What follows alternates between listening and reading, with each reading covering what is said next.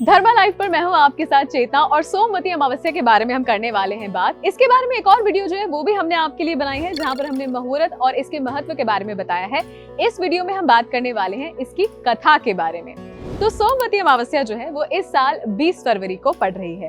तो आइए जानते हैं कि इसकी पौराणिक कथा क्या है। पौराणिक कथा के अनुसार एक ब्राह्मण और उसका परिवार बड़े सुख से रहता था। उस परिवार की पुत्री दिन पर दिन सयानी होती जा रही थी और सभी गुणों में पारंगत थी, मगर ब्राह्मण दरिद्र था तो लड़की की शादी में अड़चने आने लगी। ऐसे में एक दिन उसके घर एक प्रसिद्ध साधु आए। लड़की ने उनका यथोचित सत्कार और सेवा की, जिससे वो बहुत प्रसन्न हुए। उन्होंने लड़की को लंबी आयु का आशीर्वाद दिया तो ब्राह्मण ने अपनी पुत्री के लिए वर की प्रार्थना की। ऐसे में साधु ने लड़की का हाथ देखकर कहा कि इसके भाग्य में तो वर का सुख ही नहीं है।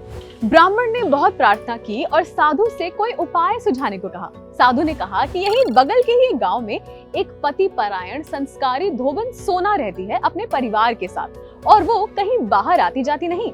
अगर तुम्हारी बेटी उसकी सेवा करे और वो खुश होकर इसकी मांग में अपना सिंदूर लगा दे तो फिर इसका विवाह हो जाएगा। लड़की ने बात मान ली और रोज सुबह मुंह अंधेरे उठकर धोबन के घर का सारा काम करके आती रही। सोना धोबन ने एक दिन उत्सुक होकर अपनी बहू से पूछा, तुम ये सारे काम कब करती हो?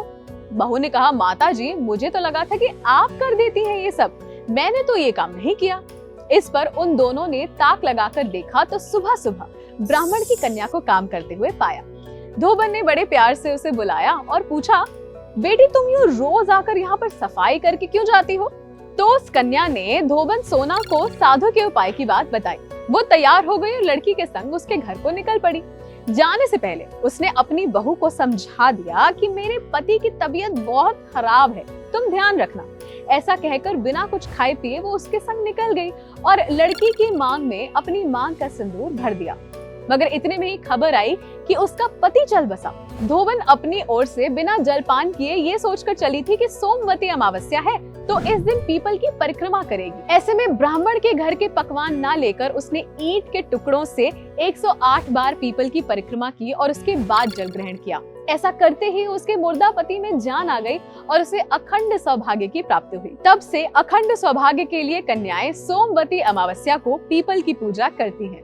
तो कैसे लगी आपको ये कथा, हमें नीचे कमेंट सेक्शन में लिखकर जरूर बताइए। इस कथा को और सौभाग्य के लिए बाकी लोगों के साथ जरूर बांटिए और ऐसी वीडियोस के लिए देखते रहिए धर्मा लाइव।